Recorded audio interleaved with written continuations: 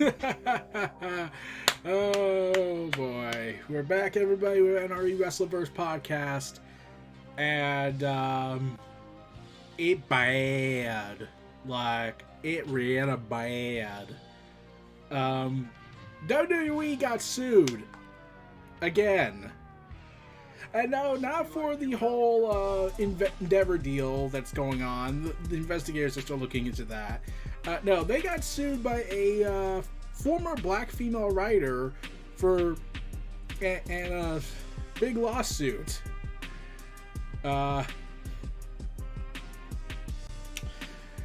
She sued WWE, and apparently WWE had a jargon list of racially insensitive scripts, mostly racial, stereotypical, and other people, like used in scripts for black wrestlers, including Bianca Belair and Apollo Crews. And this was the work of, according to Bloomberg, Brittany Abrahams. Her complaints were ultimately ignored over these things, and she was pretextually terminated for taking home a WrestleMania branded chair because it looks like branded chairs take-homes are a myth. So, especially if they're empty. According to the complaint filed in the U.S. District Court of the Eastern District of New York on Monday, McMahon reinstated himself to the board of directors in January and faces of ongoing litigation stemming from his alleged charges. I won't say them. The WWE recently announced his plan to merge with UFC, and well, yeah. Abrahams began writing for Raw and SmackDown in 2020, according to the complaint. She complained about racial and gender stereotypes in scripts, including one instructing Belair to say, don't make me take off my earrings and beat your you-know-what. And Crews to speak with a stereotypical and exaggerated Nigerian accent. But was rebuffed despite her concerns. WWE didn't immediately respond to the Bloomberg Raw for request for comment. The harmful stereotypes, okay, so... Okay, this is where things get, yeah. So, according to this, she was allegedly subject to a number of racist pitches after complaining on a Slack thread that McMahon and his daughter Stephanie McMahon were included. Otherwise, suggested a black male wrestler should dress in drag. Only when a white wrestler noted that doing so could perpetuate harmful stereotypes that would offend viewers was the pitch scrap, she said. But when she spoke, it was basically stupid.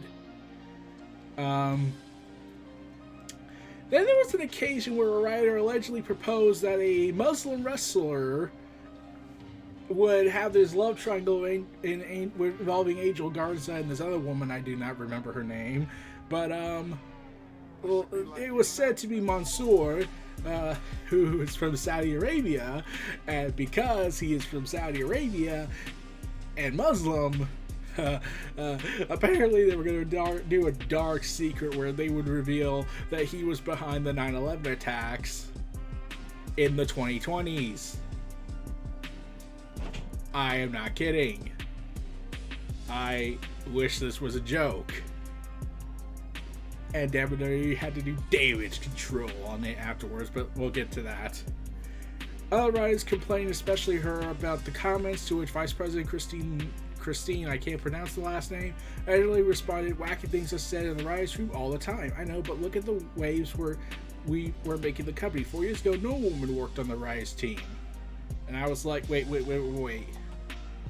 She started back in 2020, according to the lawsuits and the documents and her claims, and they didn't have women writers until 4 years ago. So when I heard that, I had to double check the year that was. 2019, 2018, 2017, 2016. So, according to the logistics here, there was no women writers in 26 until 2020. So 4 years ago, during the women's evolution, and whatnot, There was no writers. Evolution, no writers. Okay, I'm pretty sure this is a problem. Abrahams continued to oppose racist, sexist pitches. She said it was fired in retaliation in April 2022. WWE fired her for taking home her with her a WrestleMania branded chair, but the practice was allegedly a common practice that white male writers were punished for. Of course. She is seeking reinstatement, damages, declaratory judgment, and injunction restraining defendants from engaging in such unlawful conduct. I would like to go ahead and mention that WWE damage controlled this. They announced they would not talk about the lawsuit because to answer for the horrible things they said, well, yeah, that would be asking WWE to be the morally good guys here. But as we know, WWE isn't known for that. If anything, they're known for their very bigoted viewpoints of the world. So apparently the talent backstage didn't hear about the whole idea, and not even the wrestler they were going to offensively give this to at one point. When I first heard this, I was like, before I had heard who the name was, I initially assumed it was Mustafa Ali, because he did leave over an idea that really pissed him off to the point that he got into a heated argument with Vince, walked out, disappeared for 2 months, then announced he wanted to leave, and then he came back because WWE didn't want him to leave for reasons I don't get until budget cuts happened, and even then they didn't fire him. So he came back, water seemingly under the bridge, and yeah, turns out it was Mansoor, and he didn't know about this pitch. No one in the locker room knew about the pitch until way later, and the damage control comment they made was, it was a joke, and I was like, okay, do we have to bring up the fact that you, one, pitched a Nazi cyborg to the point Vince was stunned at your insanity, and then 20 years later you pitch Gunther Stark, a Nazi U-boat commander name, to an Austrian wrestler because God knows that's not going to piss anyone off. And then heading into WrestleMania, after WrestleMania, controversy arose again when you decide to use freaking Auschwitz, I am not kidding, as a screenshot to describe, as a way to describe Dominic Mysterio's imprisonment. Because that would definitely not make people mad. It's not like the biggest German newspaper company came out and talked about this. It's not like the Museum for Auschwitz went ahead and talked about it. Oh wait, they did. So would it amaze me that WWE thought that was a great idea? Probably not. It would just make me be like, yeah, I could imagine WWE pitching this. And surprisingly, this is not just Vince, it's more than just him. It's the writers, the management, and I was just like, okay, call me paranoid, guys, but I think these people might actually be evil. So, yeah. Judgment awaits them, hopefully, one day. Oh, God.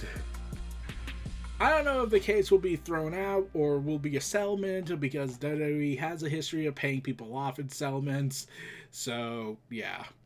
Vince will and with the big acquisition happening, they'll probably be like, okay, here's $20 million if you shut up.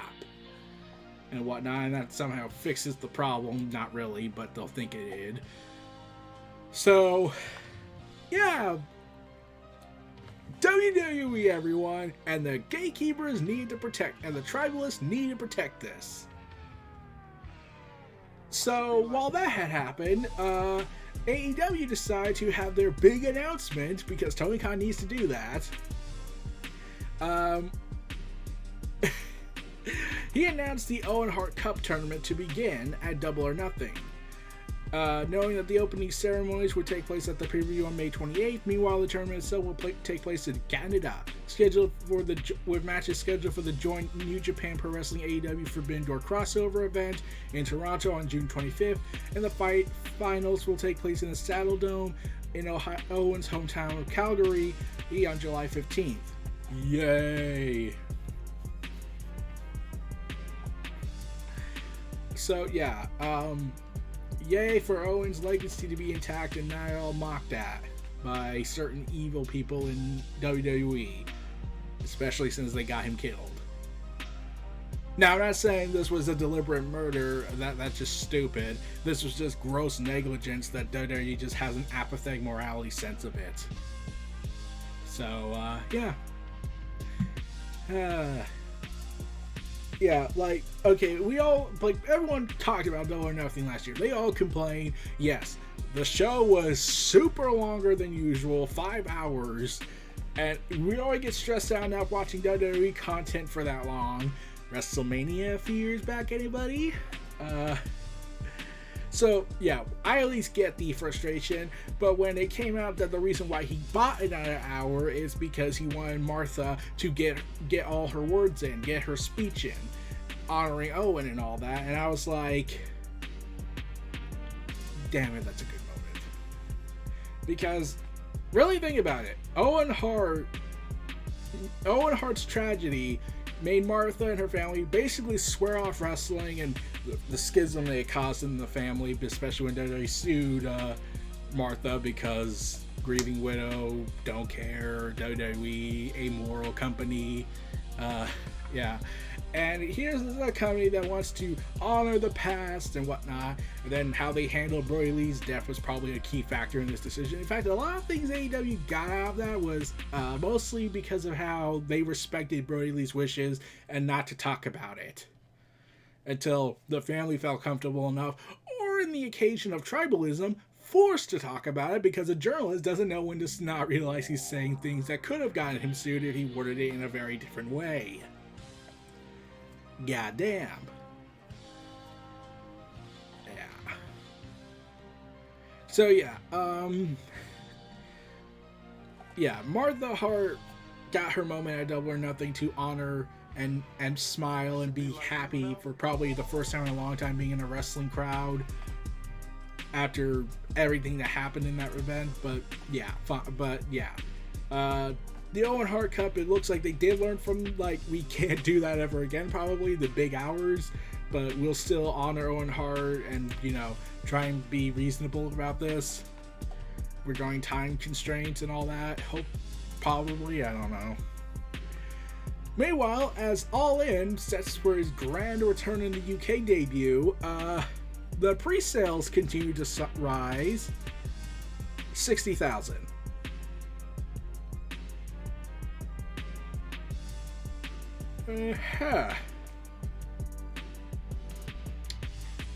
Yep. So the pre-sale is set to begin on May 2nd with the general sale on May 5th. So we have a few days left. And then all hell will break loose. So we got more information on when WWE decided to revive and recreate the World Heavyweight Championship, and apparently it's been in the works for some time. According to Dave Meltzer, so take it over what you will, the decision to create a second world title was made all the way back in 2032 when the WWE decided to unify the Universal and WWE titles at WrestleMania 38, defeating with Roman, becoming the Ultimate Champion. As the title unification was one of the selling points of Mania, it was decided to wait a certain amount of time before creating a new world title. By November 2022, the plan for Night 1 of WrestleMania 39 was to crown the new champion in a match that would have seen Seth Rollins and Drew McIntyre clash, and Cody Rhodes would have been added to the mix to make it a triple threat had The Rock agreed to face Roman Reigns in the main event of Mania. I would like to point out, I called this. To Cody, WWE had basically told Cody, hey, look, you're going to get the main event of WrestleMania and you're going to fight Roman Reigns for the title. But, like, if The Rock come back, you're going to get the bronze title, probably. Dude. Uncool. So, yeah. And now we have to be crowning the new champion at Blood Money. Yay. I'm sure this doesn't piss anyone off. So, we also have found out who the leading candidate is going to be. When I first heard who the leading candidate was, I was like, yeah, that sounds about right. Especially they gotta pay him back for, the constant suck-up he did for during the year of 2020 to 2022. And the fact that he almost tried to kill Vince once, and that was going to be hilarious because he was pissed off over what happened at Hell in a Cell. According to WrestleVotes, telling Give Me Sport, the Seth Rollins is currently the leading candidate to win the world title. With the new title, I've heard he's a very strong candidate to be the first guy, no doubt about it. Seth is your leading candidate. So, while it is possible he could win it, please note, they say he's the leading candidate. We still have a full month left before we get to May 27th, which means it could change anytime. But knowing that Vince McMahon, allegedly, is not the head of creative, they're probably going to stick to the idea unless someone can give a convincingly good argument.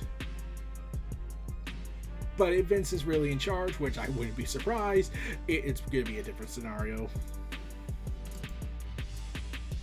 Meanwhile,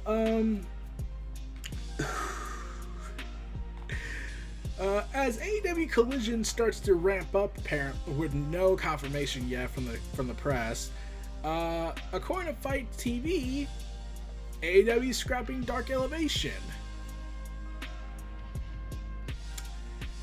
Yep, AEW has not made an official statement about it. The show hasn't been taped in recent weeks, as Ring of Honor has been filmed in the usual Dark Elevation Slot Out Dynamite tapings. So, yeah. So yeah, it's definitely a high probability that that Dark's over. That Dark Elevation is over since Ring of Honor came in. And now with Collision, they kind of don't have much of a need to have Dark Elevation. They can still have Dark, but now that they have a 2-hour primetime show for TNT, it's probably best to start cutting down the show a little bit. If for no other reason than Tony Khan needs to stop overexerting his will on everything because he's going to go crazy. More so. So, Shane McMahon has showed up at WrestleMania and tore his quad, honoring the father's quad tear all those years ago. And somehow Vince will never give him a proper birthday wish. I had to make a comment. Shane McMahon's already back in the gym. He's laying a leg brace and he's already training. Way to go. How long will McMahon be out of action for? It's not known. It typically takes between 6 to 12 months to recover from a torn quad, according to sources. For reference, Triple H was absent between May 2001 and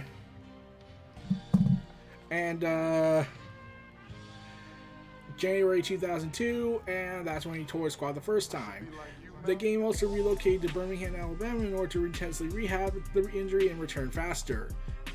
I know there will be future plans for Shane McMahon on WWE TV, or whether this WrestleMania appearance was a one-off. So, yeah. Congrats, Shane. You've become your daddy, and your dad still doesn't care.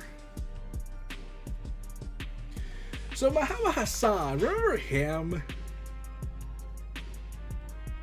So, Muhammad Hassan, the guy who in another reality became a multi-time world champion and left a great career for himself. Yay! Oh wait, we're not in that reality. We're in the reality where they did a segment that was taped, and that July 7th happened, and they couldn't edit it out just in time. Yeah. So Jonathan Coachman decided to talk about the whole thing. Yeah, especially Muhammad Hassan, who I would probably like to mention this. He's Italian American. He's not anything of the Muslim ethnicities. And yeah. So yeah, that might be a little bit problem. He's not Arab, and he's an Italian who's being told to play an Arab American. I'm sure that's not going to piss anyone off if they learned about it. If they learned about it today and it was done today. Jonathan Coachman decided to bring up how some members of the WWE roster made his life a living hell. Responding to a tweet that showed the current day Muhammad Hassan character Mark Kopani who works as a principal at a high school in New York, saying, "I never felt worse for an incoming talent than this man right here. Certain people, not everyone, made his life a living hell. So glad to see he got out and is doing wonderful, it looks like." Yeah. He did wrestle a few times in the promotion The Dynasty in 2018. And like I say, he's an amazing what if, honestly. He could have. He was supposed to be world champion in 2005, fighting Batista at SummerSlam. He was going to win the title there. I would have been there live to see it, which would have been freaking awesome. So, but we'll never see that what if. Instead, we got JBL, who I will not talk about much on that. Got the chance to fight Batista, but lost. So at least we got somewhat of a happy ending. So, yeah.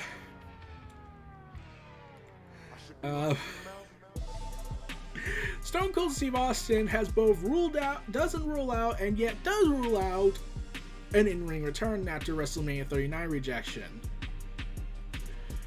Stone Cold spoke to WESH 2. The Hall of Famer outlined why he eventually said no to this year's WrestleMania while leaving the door open for another match if the timing and circumstances are right. Probably not, but he's not going to lobby for it. They approached me about wrestling at WrestleMania 39. I thought, what I did with Kevin, that was a great setup because I started in Dallas and I got to end it and got a chance to end in Dallas. The way we framed that match, too much wasn't expected. I got approached to be part of 39. With the schedule of filming, I told WWE I don't know what my life looks like until we get into production, and knowing if I can train for WrestleMania 39. Hell yeah. We finished the show about 5 to 7 days before WrestleMania. There is no way of traveling all over God's creation in an RV with a 35-pound dumbbell, a 45-pound sandbag, and some kettlebells that I could have gotten in that kind of shape. In the future, I'm not saying I will get back in the ring, but like I said at 38, if the stars align, anything could happen. Initially, and this is involving Stone Cold's new reality show set to premiere on A&E as part of the WWE Superstar Sunday lineup. Stone Cold Takes on America. Okay, about to get a little political here. Hey, can you go back to Texas and kick Greg Abbott's ass? And then go to Florida and kick Rod DeSantis' ass? And then go back to Texas as your season finale to kick Ted Cruz's ass? I'm pretty sure you'll win a whole bunch of viewers. So AEW made big signings. Yeah, big signings happened. And, man. 2 big signings have happened. And, yeah, they announced that Ashley D'Ambrosio have been offered a contract by AEW, and Fightful Select has reported that the wrestler has signed the deal. It is unknown whether the new talent will be with the promotion, but she has wrestled exclusively on Ring of Honor and AEW against the likes of Athena, Maki Ito, Emma Sakura, and Mei Sugura since the middle of March. If she signed full-time or is a tiered deal is currently unknown. She also regularly appeared on Dark and Dark Elevation between 2021 of April and October of 2022, wrestling the likes of Ruby Soho, Dynamite, Willow Nightingale, and Chris Statlander. She also appeared on TV, teaming with Sky Blue in a loss to Britt Baker and Jamie Hayter on the July 2022 episode of Rampage. This is Rampage! She also competed in NWA and Impact as well as on the independent circuit. Yay!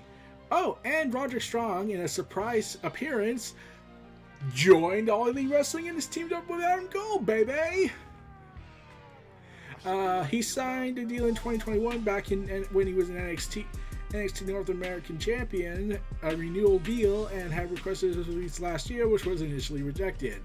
When he signed his new deal, Strong was set to be a focal point for a revamped cruiserweight division, though plans changed when Triple H fell out of power. Thanks, fans, and then Dynamite also changed significantly over time, with various members were released and injured. There were discussions about pitching him to act as a coach for the remainder of his contract, which was believed to run into next year. Strong had been off of television, and talent had been kept in the dark as absence, though it was said those that close to him said he was doing well physically and was cleared to wrestle. It was noted that Strong's signing was viewed as a pleasant surprise by those backstage, as he's generally well liked within the industry. Yeah, and WWE was at a shock that this happened. Like, impossible. How did Roderick Strong get under our grip? And I'm just like, did you released him? Why did you think he'd be?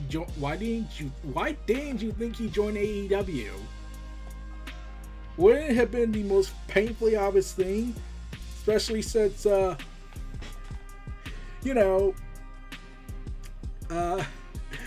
Tony Khan signed the other members of the Undisputed Era, and then Bobby Fish left, who is probably now thinking, God damn, I should have thought this through more. Like I'm not discounting Impact Wrestling. It's a damn good show at times, and it has done experimental stuff and has gotten great talent, and recently felt the glow recently.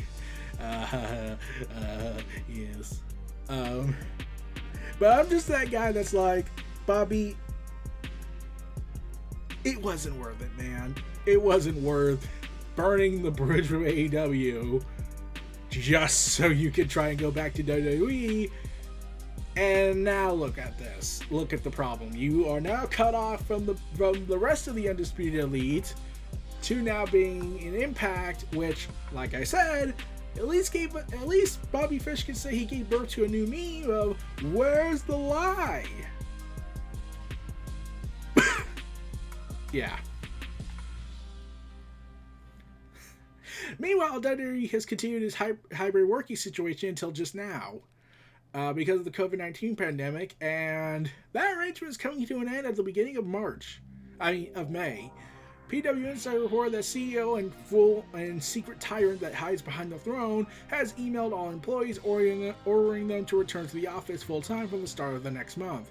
We are all fortunate to be 3 years, 1 month, 14 days removed from the moment where we had to stay-at-home orders were put in place. Businesses shuttered, some permanently, and sports seasons canceled.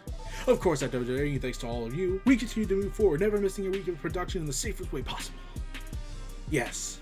All it did was cost us our integrity more than it already had cost us. We fired like a goddamn amount, millions of dollars worth of people. We also accepted a bribe. Okay, we also bribed the government, probably because Linda has a super PAC deal with Florida. So while AEW got to benefit from that, we also got to benefit ourselves through screwing people over and breaking mandates. And also, we didn't implement COVID policies until halfway into the year, and then told people if they wore masks, they're not real fans. Because we're idiots. As such, we will be going back to what has always been the case prior to COVID, which is a return to 5 days of work in the office. A week in the office. Nothing replaces our ability to interact with one another as we collectively continue to build and represent our company. We will all connect better and be better. Monday, May 1st will be the start of our full-time return to the offices. For those based in Stanford, our first group has moved to our new HQ, and the rest of us will be there shortly. We thank you for your patience with this process. If you have not seen it yet, it is a spectacular workspace that we believe you will all be quite proud of. Thank you for all. I'm sure that one's gonna go well. They didn't like that. Meanwhile, Braun Strowman has a concussion, likely after he and Ricochet's victory over the Viking Raiders after April 21st. And Braun Strowman's still wrestling, even though I would like to bring this up. He has a concussion. And as much as we would love to say we commend you, Braun, for your dedication and your continued need to work, no, go home. Just take a break. Dude, part of me blames Kenny, blames Cody especially, because now you have all these wrestlers all of a sudden going to be like, okay, I know I have multiple limbs missing, but I'm gonna go out there and ring and probably cut my head off in the process. Okay, Eddie Kingston did the same thing. He had a hernia last year and only recently confirmed to the AEW doctors, yeah, I have a hernia. I just have a mentality where I keep working even when I'm supposed to not do that, and because I worked for 20 plus years being in the independents, I'm kind of crazy, as you know. And he apologized. At least he apologized for that. He knows that his mental state probably needs to adapt with these times, but with the fact that he's signed to a guaranteed contract, essentially. But yeah, I partially blame. Oh, Finn Balor. Let me just get to that. Let's see. He has a deep cut open in his skull. Yeah. Oh, and heading into Hell in a Cell, he had a. Oh god! Like when I heard this, I was like, "Oh god damn it! God damn it, man!"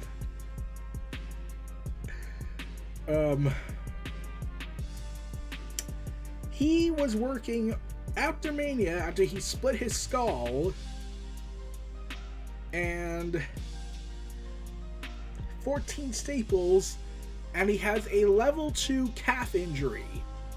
And he had that heading into the Hell in a Cell match. So thank down Cole, Cody Rhodes, and Omega. You've started a trend of people being stupid. You stupid idiots. Look what they have done, man. Look how they have massacred my boy. My boy. So, PW Tours Wade Keller, aka the editor-in-chief, allegedly. That's my standard nickname because at this point, I'm still pissed off at PW Tours. But we have to be fair and give them the reports when they give somewhat good reports. So the big meeting. Chris Jericho, CM Punk, FTR as mediators. They took place.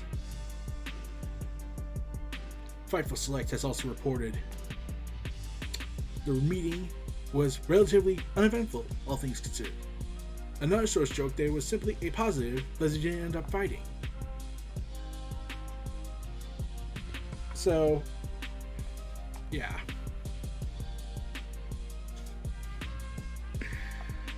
So, yeah, apparently the meeting may have went well, and it wasn't like a huge fight. So, yay! We could probably have things work out. Now go kiss up to the. Now go say apologize to the Elite, and the Elite apologize to you, and we can all make money here. Meanwhile, NXT had their spring break-in. Literally, when you think about it. Grayson Waller, Solo Roca, and Indy Hartwell are all injured.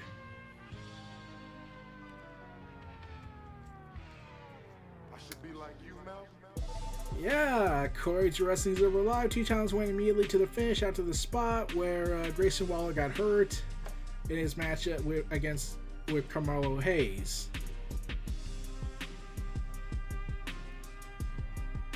Great.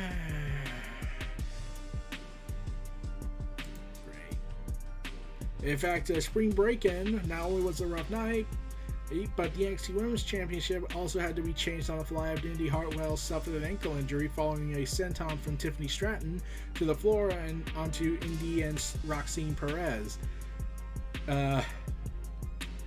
Apparently the uncertainty around it for the remainder of the match caused plans to change on the fly. Like, okay, Tiffany, you're gonna win the NXT Women's Championship while Hartwell was injured. No, Indy Hartwell she's clear enough to go. You can retain the championship. Wait, why not Roxanne Perez? Yeah,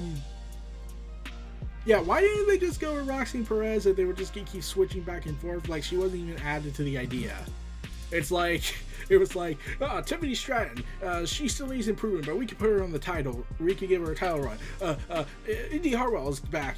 Wait, can we just give it back to Roxanne Perez and have her build up, and then we could give Tiffany Stratton the moment if Indy Hartwell is not able to finish the match? Who the fiend is Roxanne Perez?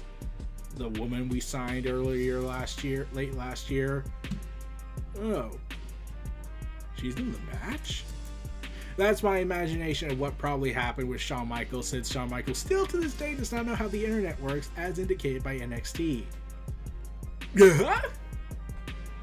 Meanwhile, WWE is planning to try and sign as many AEW stars as possible, since there's a bunch of them coming up this year, according to Meltzer. AEW is in the meantime trying to re-talk to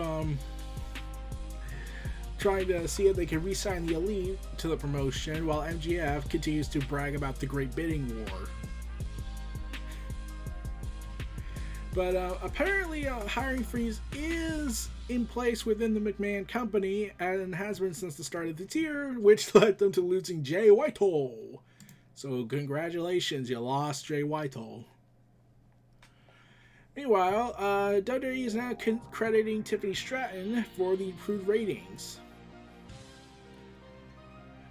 And they even said her presence on the NXT commercials during the April 24th edition of Monday Night Raw as a reason for the ratings boost, according to Wrestling Observer's Radio, Dave Meltzer. A dip in viewers on Fox News may have also led to a boost in NXT ratings. I think it might be because they fired a guy that a lot of people hated, but they couldn't help but like to hear his insane rhetoric, so they could just go ahead and make fun of him on the internet. That's probably it. Probably. Yeah. So, Brian James, aka Road Dogg. Oh, you didn't know? You're a call somebody. On his podcast of Oh, You Didn't Know? He said this: I think no matter what you do with Omos, no matter what happened at WrestleMania, no matter what you do, Omos can walk into any arena in any city of the world and everybody in there will be in awe because I think he's that kind of attraction. Okay, Road Dogg, you have grand ideas. But like, let's not go too far yet. He's still relatively green and really... I think the other big guy in AEW is actually kind of more interesting. But, okay, you see potential. Fine. Go ahead. You're good. It's not like you're going to go ahead and make insane expectations. He has more upside to me in my mind. And I know times are different and things are different than Andre the Giant and Big Show, than all these guys. Okay, Bro Dog, do I need to show you the moment when you shot yourself in the foot? Because this is a definition of shooting yourself in the foot. To be as big as he was and drop kicking and going to the top rope, Big Show is an incredible athlete. This guy is the same kind of athlete. He's really good athlete at that size. It's really uncommon and it's really cool to see. He's really huge. I didn't look at Big Show like I look at this guy. He's just so tall and so high above me when you're standing there talking to him. Road Dogg, my guy, my confidant, my dude. That is insanely over expectations.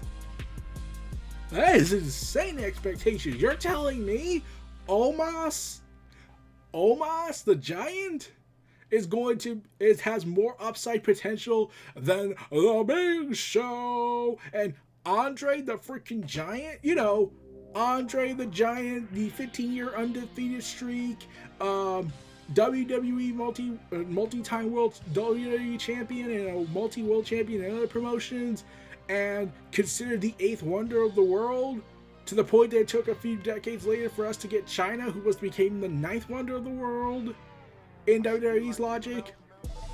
You think he can be bigger than those two put together? Big Show, he could have done nothing in his career and he would already left his mark for his numerous face and heel turns. But he still did pretty damn good for his career and his certified Hall of Fame status eventually. But don't you think you're kind of rushing this? Like, I'm not criticizing that you see potential in Omos. That's a completely different subject. I'm criticizing that you think, let's just get this insane expectation on Omos, and if he fails, that will be because of him. It will definitely not be because we have high expectations that are overblown to massive proportions. Can he just be Omos? Not Big Show Andre the Giant II? Can we just see him as Omos, not those two legends? Can he just be Omos, please? Like, there's just something so insane about what Road Dogg said to me. It's just insane. I was like, you think he can be bigger than those two and that has more upside? Dude, Omos is Omos. Big Show is Big Show. Andre the Giant is Andre the Giant. You can be inspired by them, but you will. To emulate them is another story. And last but not least, a surprise news bit have happened. WWE's current plans for WrestleMania 40 have leaked according to WrestleVotes via Give Me Sport. One match is on the table to main event WrestleMania. What do you think it is? God, give me a wild guess. If you said anything but Cody Rhodes versus Roman, I would have honestly understood if you said The Rock. So WrestleVotes said that I can say this: the rematch that's at the forefront of everybody's minds, Cody versus Roman, is very much on the table to main event Philadelphia next year. Ah, yes! Let's not just have it at SummerSlam where Cody's more over than ever. Let's just drag this out for another year. Oh yes, we would love to do that. It's not like we're eventually going to, if The Rock is ready for next year, we'll just throw Cody off to the wayside and have Roman fight The Rock, and then Cody can just win the other gold belt that we don't care about much. I'm like, maybe we will, but who knows? It's Roman's world. We're just living in it in WWE land. And I am done. So, yeah. As you can see, my continuous relationship and status with dealing with WWE especially is crazy, but we had a bunch of crazy news, hot takes, and yeah, it's fun. It's fun, despite my reservations on some takes they were making. I'm looking forward to the Owen Cup. Tiffany Stratton even commented about how she feels like she should stick around in NXT a little bit longer and thinks she needs more training and potential, especially with her selling and microphone. But yeah, at least we're not getting a wrestler who's high up on themselves just yet. Roderick Strong going Hollywood was pretty damn awesome to hear about. I saw it. Adam Cole, baby. Now we just need Kyle O'Reilly, and then Bobby Fish needs to somehow apologize to Tony Khan, and we'll be able to do a partnership with Impact again, and we get to do the Undisputed Elite reunion. Yay. And yeah, All In's doing pretty damn well in the pre-sale registration. Shane McMahon's training. Dark Elevation's dead. Rest in peace. I didn't even watch a single episode. I'm sorry. And we learned some possible tentative plans for WrestleMania 40. Yay. But that's this week, and I'm pretty sure this is going to get crazier as this podcast continues on. This is your host, Eric Brown of NRE, the Wrestleverse of Neo Reality Entertainment. Feel free to like, comment, subscribe, check out my other content in the description below, stay tuned for more, and stay tuned more for the NRE Wrestlverse Podcast. Still waiting to see how things go on YouTube before expanding this to other podcast hosting services, and let the hijinks begin after that. But that's later. We'll be back again. See y'all again next time. Peace and take care. Hope you all have a good one.